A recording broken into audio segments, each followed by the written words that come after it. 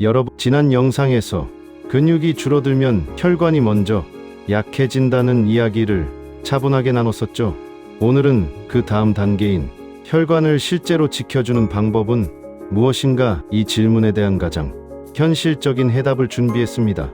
특히 오늘은 약이나 검사보다 더 중요한 3가지 운동, 그리고 이 운동들이 왜 동맥경화를 막는데 실제로 효과가 있는지, 혈류, 근육, 연결고리를 중심으로 자세히 풀어드릴 겁니다. 여기서 제가 꼭 말씀드리고 싶은 게 있습니다. 오늘 내용은 앞부분만 들으면 전체를 이해하기 어렵습니다. 동맥경화는 단순히 혈관이 좁아지는 문제가 아니라 몸의 흐름 전체가 바뀌는 과정이기 때문입니다. 그래서 끝까지 들으셔야 운동 3가지를 왜 꼭 해야 하는지 정확히 이해할 수 있습니다. 중간에 놓치시면 이 운동이 효과가 있고 누구에게 꼭 필요한지 빠뜨릴 수 있어요. 혈관 건강은 지금 당장 크게 아프지 않다는 이유로 가장 많이 방치되는 영역입니다. 하지만 혈관은 조용히 손상되고 조용히 회복되며 또 조용히 다시 나빠지기도 하는 매우 섬세한 기관입니다. 특히 50에서 70대의 혈관은 조금만 자극이 누적돼도 탄성이 떨어지고 혈류 속도도 흔들립니다. 그리고 이 초기 변화가 지속되면 결국 동맥경화의 길로 이어집니다. 그러나 좋은 소식도 있습니다. 지난 영상에서 보셨듯 근육과 혈류는 서로 연결돼 있고 오늘 말씀드릴 3가지 운동은 이 흐름을 되돌리는데 가장 효과적인 방법입니다. 의학적으로도 근육 자극은 혈관 기능을 회복시키는 가장 강력한 생활 습관 중 하나입니다. 특히 오늘 영상은 운동을 해야 한다는 건 알지만 무엇부터 어떻게 해야 할지 모르겠다는 분들에게 아주 큰 도움이 될 겁니다. 오늘 준비한 내용들은 여러분의 하루에 딱 10분에서 15분만 투자해도 혈류 흐름과 혈관 탄성이 눈에 띄게 달라지는 루틴입니다. 절대 놓치지 마세요. 그럼 지금부터 동맥경화를 막는 3가지 핵심 운동과 그 안에 숨겨진 과학적 연결 차분히 풀어드리겠습니다. 운동이 혈관을 지키는 이유는 단순히 몸을 움직인다는 의미보다 훨씬 복잡하고 섬세한 흐름에서 시작됩니다. 먼저 혈류가 살아나는 과정입니다. 몸을 움직이면 근육이 산소와 영양을 더 많이 요구하게 되고 그 순간 혈관은 스스로 넓어지며 피를 강하게 밀어내려고 반응합니다. 이 반응을 혈관 확장, 반사라고 하는데 혈액이 고르게 돌지 않을 때 가장 먼저 깨지기 쉬운 혈관 탄성을 되살리는데 중요한 출발점이 됩니다. 근육의 변화도 빼놓을 수 없습니다. 근육은 움직일수록 미세한 섬유들이 늘었다 줄었다 하며 혈액을 끌어당기는 힘을 만듭니다. 이 펌핑 작용이 커지면 정체되어 있던 혈류가 풀리고 작은 모세혈관까지 숨을 쉬듯 기지개를 켭니다. 결국 운동은 근육을 단단하게 만드는 동시에 혈관을 움직이게 만드는 자극이 됩니다. 운동이 혈관의 탄성을 다시 깨우는 과정도 매우 중요합니다. 혈관은 일정한 힘을 받아야 유연성을 유지하는데 오랫동안 움직임이 부족하면 고무줄처럼 점점 딱딱해집니다. 그러다 갑자기 혈압이 오르는 순간 내벽이 손상되기 쉬운 상태가 되죠. 규칙적인 움직임은 이 탄성 구조를 천천히 되돌려 혈압 변동에도 버티는 힘을 만들어줍니다. 특히 50에서 70대에는 이 흐름이 더욱 의미가 큽니다. 움직임이 줄어드는 나이이기 때문에 작은 활동만으로도 혈류와 탄성의 반응성이 확연히 달라집니다. 짧게 걷거나 앉았다 일어나는 동작만 반복해도 혈관이 반응하는 속도가 눈에 띄게 좋아지는 이유가 바로 여기에 있습니다. 운동은 몸을 지치게 하기보다 오히려 혈관을 쉬게 만드는 일입니다. 숨어있는 흐름을 깨워 작은 길들을 열고 정체된 구간을 풀어주며 피가 지나가는 모든 통로를 더 부드럽게 만듭니다. 이 변화는 느리지만 확실하게 축적됩니다. 혈류가 부드러워지면 근육의 작동이 자연스러워지고 근육이 안정되면 혈관도 더 반듯하게 서게 됩니다. 두 기관은 서로를 밀어주는 동반자 같은 관계라 어느 한쪽이 좋아지면 다른 쪽도 함께 살아납니다. 중요한 것은 이 흐름이 한번 만들어지면 일상에서 작은 움직임만으로도 몸이 바로 반응하기 시작한다는 점입니다. 내 혈관이 다시 움직이고 있다는 감각이 조금씩 돌아오기 시작하는 거죠. 이제 운동이 혈류와 근육 그리고 탄성까지 어떻게 되살리는지 몸의 흐름이 어느 정도 그려지기 시작했을 겁니다. 우리 몸의 근육, 혈류, 혈관의 탄성은 서로 떨어져 있는 기능이 아니라 한 줄로 이어진 흐름처럼 움직입니다. 이 흐름의 균형이 무너지면 동맥경화가 조용히 시작되고 그 속도도 점점 빨라집니다. 가장 먼저 흔들리는 곳은 근육입니다. 근육이 약해지면 혈류를 끌어주는 힘이 낮아지고 혈관은 일정한 압력을 유지하지 못하며 미세한 흔들림에 쉽게 자극을 받습니다. 이 작은 불안정이 반복되면 혈관 안쪽을 덮고 있는 내피세포가 가장 먼저 지치기 시작합니다. 내피세포는 혈관의 첫 번째 방패입니다. 혈액이 부드럽게 흐르도록 표면을 매끄럽게 유지하고 불필요한 염증이 생기지 않도록 균형을 잡아주는 역할을 합니다. 하지만 근육이 약해지고 혈류의 리듬이 흐트러지면 이 방패가 가장 먼저 얇아지고 작은 틈이 생기기 쉬운 상태가 됩니다. 이 틈은 몸에게 손상으로 인식됩니다. 몸은 이를 복구하기 위해 면역세포를 부르기 시작하고 이 과정에서 염증이 생깁니다. 염증은 혈관벽의 구조를 단단하게 만들지만 동시에 취약해지기도 하며 작고 단단한 LDL 입자가 벽 안쪽으로 스며드는데 이때부터 혈관은 서서히 두꺼워지는 변화를 겪게 됩니다. 여기까지의 과정은 모두 움직임 부족에서 시작됩니다. 특히 50에서 70대 이후에는 근육량 감소가 빨라지기 때문에 혈류 리듬이 쉽게 깨지고 혈관은 작은 자극에도 불안정해집니다. 이 지점에서 운동의 직접 역할이 등장합니다. 운동은 단순히 근육을 만드는 것이 아니라 내피세포의 기능을 다시 깨우는 정확한 자극을 제공합니다. 근육이 움직일 때마다 혈관은 넓어졌다가 좁아지며 탄성을 회복하는 운동을 함께 하게 되고 부드러운 혈류가 반복해서 들어오면 내피세포는 손상보다 회복에 집중할 수 있습니다. 특히 하체 근육이 움직일 때 혈액은 더 강한 속도로 순환하며 종아리 허벅지의 펌프 작용은 혈류의 정체를 풀어주어 LDL 입자가 벽에 달라붙는 속도를 자연스럽게 늦추는 효과가 있습니다.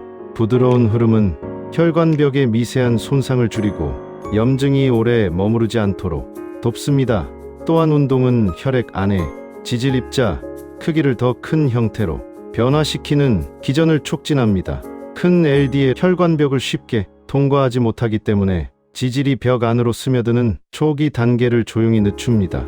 여기에 호흡 운동이 더해지면 혈관의 압력 변화가 완만해지고 긴장된 신경계가 풀리면서 혈관벽이 받는 부담도 줄어듭니다. 이 과정은 혈압의 급격한 변동을 막고 내피세포의 회복을 안정적으로 도와줍니다. 결과적으로 운동은 근육 혈류, 탄성 내피 기능, 염증 반응 이 전체 흐름을 모두 다른 방향으로 움직입니다. 내피는 견고해지고 혈류는 부드러워지며 탄성은 회복되고 지질 축적은 느려지고 염증은 조용히 가라앉습니다. 이 복합적인 변화가 쌓이면 동맥경화의 진행 속도는 느려지고 혈관은 스스로 회복할 수 있는 환경을 되찾기 시작합니다. 그리고 이 모든 변화가 꾸준한 움직임에서 시작됩니다. 복잡한 준비 없이 작은 움직임부터 반복해도 됩니다. 근육이 한번 깨어나면 혈관은 곧바로 반응하고 몸은 스스로 균형을 되찾는 방향으로 움직이기 시작합니다. 오늘 이 흐름을 이해했다면 왜 단순한 운동 세 가지가 동맥경화를 늦추는데 그렇게 큰 힘을 발휘하는지 이유가 분명해집니다. 그 세 가지 운동이 어떻게 실천으로 이어지는지 실제 루틴으로 연결해주는 일입니다. 운동 부족이 혈관을 약하게 만드는 구조를 살펴보면 어떤 운동이 실제로 도움이 되는지 이해하는 일이 훨씬 쉬워집니다. 운동이라고 모두 같은 효과를 내는 것이 아니기 때문입니다. 혈관을 지키는 데 중요한 축은 세 가지입니다. 혈류, 근육, 그리고 정.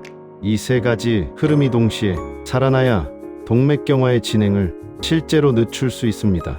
운동 세 가지는 바로 이 핵심 축을 움직이는 정확한 자극을 만들어 냅니다. 첫 번째 운동은 하체 중심의 근력 자극입니다. 하체 근육은 전신 혈류의 절반 가까이를 움직이는 가장 큰 펌프 역할을 합니다.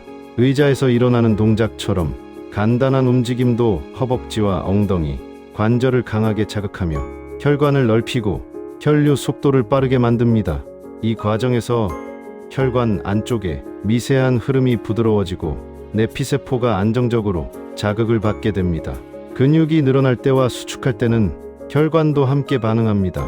근육이 힘을 받는 순간 혈관은 자연스럽게 넓어지고 힘을 풀면 다시 좁아집니다. 이 반복이 쌓이면 혈관의 탄성, 구조가 다시 살아나는 효과가 조용하게 만들어집니다. 두 번째 운동은 종아리를 중심으로 한 펌핑 자극입니다. 종아리는 제2의 심장이라고 불릴 만큼 혈류 흐름에 중요한 역할을 하는데 까치발을 드는 동작이나 천천히 뒤꿈치를 올리는 단순한 운동만으로도 정체되었던 혈류가 풀리며 정맥과 동맥의 순환이 부드럽게 이어집니다. 혈류가 부드러워지면 LDL 입자가 혈관벽에 달라붙는 속도도 줄어듭니다. 혈관 안쪽의 압력, 변동이 안정되기 때문에 내피세포가 덜 손상되고 염증이 반복되는 환경도 조금씩 약해집니다. 세 번째 운동은 호흡과 관련된 움직임입니다. 천천히 깊게 들이마시고 길게 내쉬는 과정에서 가슴과 복부 근육이 규칙적으로 열리고 닫히며 몸 전체 순환을 넓은 폭으로 움직이게 만듭니다. 이때 교감신경의 긴장이 낮아지면서 혈관벽이 받는 부담도 함께 줄어듭니다. 호흡이 일정하게 유지될 때 혈압 변동이 완만해지고 혈관의 압력이 안정돼 내벽에 생기는 미세 흠집이 줄어드는 효과가 나타납니다. 이는 동맥경화의 가장 초기 단계인 내피 기능 저하를 완화시키는 중요한 자극입니다. 이 세 가지 운동은 단독으로 할 때보다 함께 했을 때 효과가 더 커집니다. 근육을 움직이면 혈류가 자연스럽게 살아나고 혈류가 살아나면 혈관의 탄성이 되살아나며 탄성이 개선되면 혈관벽이 안정적으로 자극을 받아 염증이 쉽게 일어나지 않는 구조가 자리 잡기 때문입니다. 특히 50에서 70대에서는 혈관의 반응성이 젊을 때보다 느리기 때문에 강한 운동보다 지속적으로 반복되는 작은 자극이 훨씬 효과적입니다. 짧은 시간이라도 꾸준히 반복하면 혈관과 근육이 동시에 다시 깨어나는 흐름이 형성됩니다. 실제로 이런 운동을 6주 정도만 지속해도 혈류 속도가 개선되고 종아리 허벅지 근육이 안정적으로 반응하며 혈관 확장 반응도 눈에 띄게 좋아집니다. 내피 기능 수치가 조용히 회복되기 시작하고 혈관 탄성 지표 역시 움직임에 따라 긍정적인 변화를 보이게 됩니다. 이 운동들이 특별해서 효과가 있는 것이 아니라 동맥경화가 시작되는 흐름 그 자체를 거꾸로 되돌리는 정확한 자극이기 때문입니다. 몸이 익숙하게 받는 자연스러운 움직임을 제자리로 돌려놓으면 혈관이 스스로 회복할 수 있는 환경이 천천히 만들어집니다. 작은 변화라도 꾸준히 이어지면 혈관은 결코 그 노력을 놓치지 않습니다. 운동을 통해 만들어지는 이 흐름이 자리 잡으면 몸은 더 부드럽고 가벼운 반응을 보이며 하루를 시작하는 힘도 조금씩 달라집니다. 이제 흐름이 잡히면 몸이 어떤 방식으로 회복의 신호를 보내는지 그리고 실제 생활에서 이 운동들이 어떤 변화를 가져오는지 좀 더 현실적인 이야기로 이어질 수 있습니다. 움직임을 조금씩 실천하기 시작하면 몸은 아주 조용하게 그러나 분명한 방식으로 회복의 신호를 보내기 시작합니다. 특히 혈류가 살아날 때는 생각보다 다양한 변화가 하루 곳곳에서 드러납니다.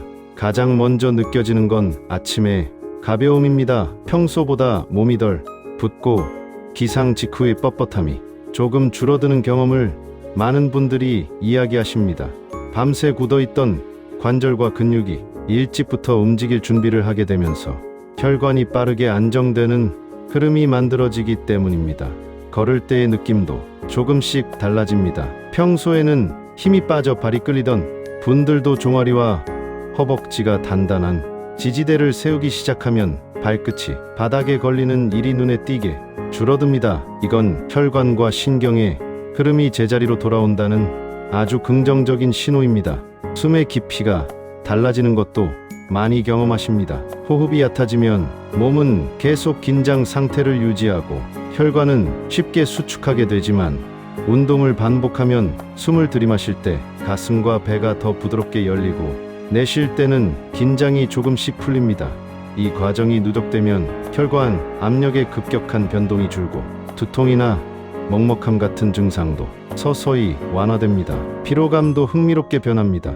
예전에는 조금만 움직여도 걸음이 무거웠다면 근육이 자리를 잡기 시작하면서 느낌이 바뀝니다. 같은 일을 해도 몸의 반응, 속도가 빨라지고 힘을 쓰는 과정이 부담스럽지 않게 되죠. 이건 혈류 속도가 개선되며 근육 세포의 산소 전달이 수월해진 결과입니다. 앉았다 일어날 때의 안정감도 좋아진 변화를 보여줍니다. 평소에는 순간적으로 어지러거나 몸이 휘청거리는 경우가 많다면 혈관이 압력 변화를 잘 견디지 못한다는 의미입니다.